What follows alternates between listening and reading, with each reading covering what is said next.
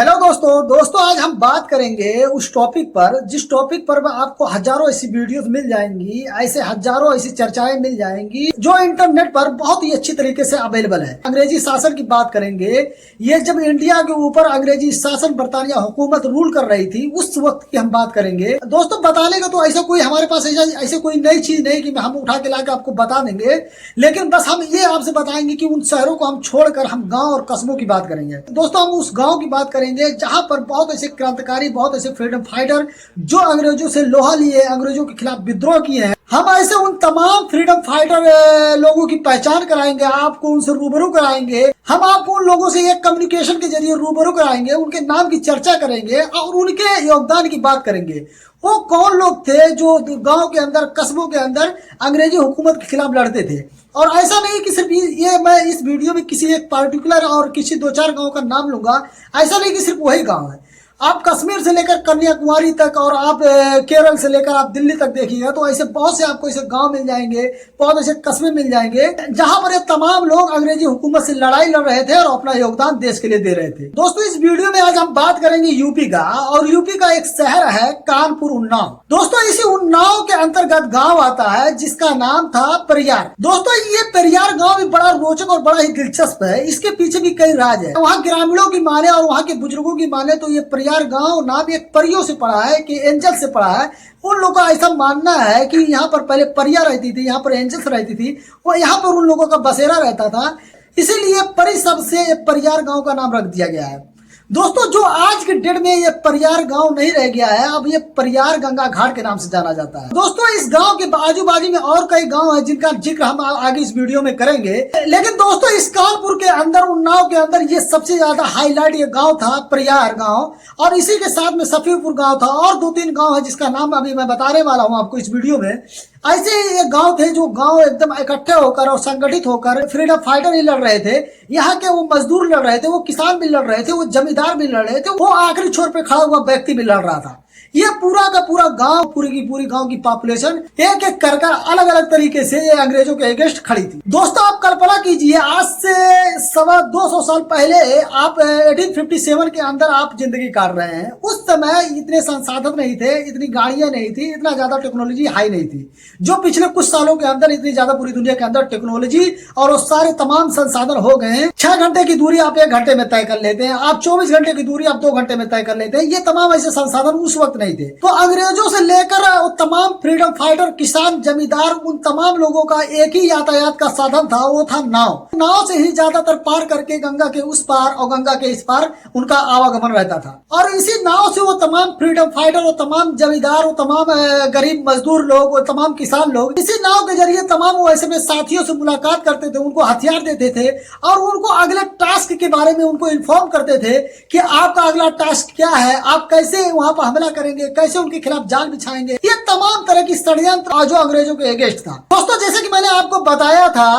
कि ये परियार गांव सिर्फ अकेला गांव नहीं था उस वक्त, इसके आजू बाजू में भी, इसके दक्षिण हिस्से में, उत्तरी हिस्से में भी कुछ गांव थे जो उनके साथ में कंधे से कंधा मिलाकर लड़ रहे थे। दोस्तों उसी में कुछ गांव हैं, जैसे ये परियार गांव था, माखी गांव था, उसके बाद सफीरपुर, बंगरमऊ, अजगैन, ये तमाम वो गांव थे जो खुले तौर पर अंग्रेजी हुकूमत के खिलाफ बगावत का बिगुल फूंक चुके थे। दोस्तों ये अकेले सिर्फ परियार गांव नहीं था, यहाँ तक कि माखी गांव का जो दृश्य था, माखी गांव एकदम खुले तौर पर, और ये तमाम ऐसे गांव थे जो किसी न किसी तरीके से एक रणनीति के लिए ऐसा मशहूर थे। सफीरपुर एक रणनीति के घर के लिए मशहूर था।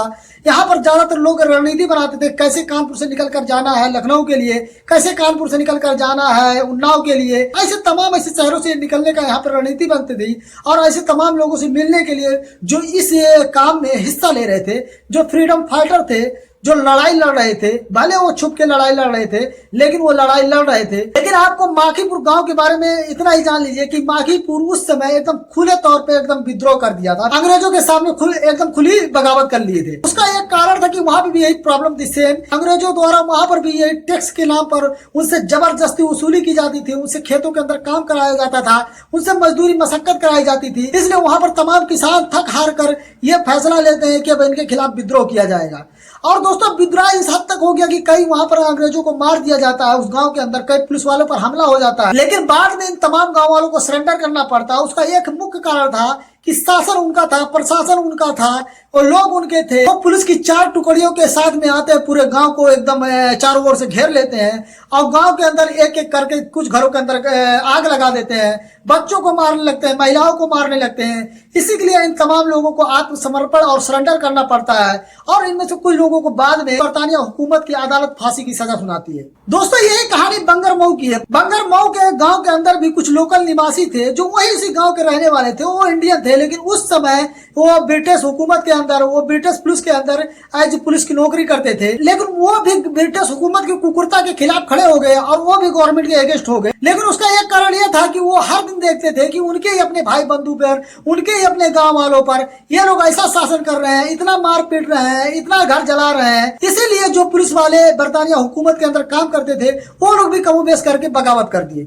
दोस्तों इनमें भी कई लोगों को वहां पर पकड़ कर फांसी दी जाती है, इस बंगर मऊ गांव के अंदर से भी, जो उस समय पुलिस की ड्यूटी करते थे एज ए ब्रिटिश गवर्नमेंट के अंदर, और उनको भी कुछ लोगों को फांसी दी जाती है और जेल के अंदर रखा जाता है। दोस्तों इसी में से कुछ हम चुनिंदा फ्रीडम फाइटरों का नाम बता रहे हैं जो उस समय उस गाँव के अंदर और उस गाँव, इन गाँव के अंदर से आजू बाजू से निकल कर यह क्रांतिकारी लोग उस अंग्रेजी हुकूमत के खिलाफ लड़े थे। बाद में इनको फांसी दी गई और इनको जेल के अंदर रखा गया। ये कुछ ऐसे है फ्रीडम फाइटर के नाम है। दोस्तों उसी में एक नाम है राव राम बख्श सिंह। ये एक तहसीलदार थे उस वक्त, लेकिन इन्होंने सबसे पहले ही विद्रोह किया, सबसे पहले ये अंग्रेजी हुकूमत के खिलाफ लड़े, लोगों को लड़ने के लिए मोटिवेट भी किए। दोस्तों उन्हीं में दूसरे नंबर के जो क्रांतिकारी हैं, जो फ्रीडम मैन है, उनका नाम चंद्रिका बख्श सिंह है। ये भी बड़ी जबरदस्त इनकी भी भूमिका रही उस गांव के अंदर से लोगों को मोटिवेट करने के लिए और अंग्रेजों के खिलाफ लड़ने के लिए। दोस्तों उन्हीं में एक बहुत बड़े लेखक और बहुत बड़े शायर थे उस वक्त, जिनका असली नाम सैयद फजलुल हसन था, लेकिन वो अपने प्रसिद्ध नाम से दूसरे नाम से मशहूर थे, जिनका नाम उस समय उनके प्रसिद्धि के नाम से उनको बुलाया जाता था हसरत मोहानी। और उन्हीं में थे गुलाम सिंह लोधी, हुसैन अहमद मदनी, उमाशंकर दीक्षित। ये तमाम लोग थे जो फ्रीडम फाइटरों से लड़ते हुए या तो फांसी पे लटक गए या तो सलाखों के पीछे चले गए। दोस्तों आपको ये वीडियो कैसा लगा आप हमें कमेंट करके बताएं और ऐसे ही इंफॉर्मेटिव वीडियो देखने के लिए प्लीज हमारे चैनल को सब्सक्राइब कर दीजिए, बेल आइकन को दबा दीजिए। मिलते हैं किसी नेक्स्ट वीडियो में किसी नेक्स्ट स्टोरी के साथ, तब तक के लिए थैंक यू सो मच।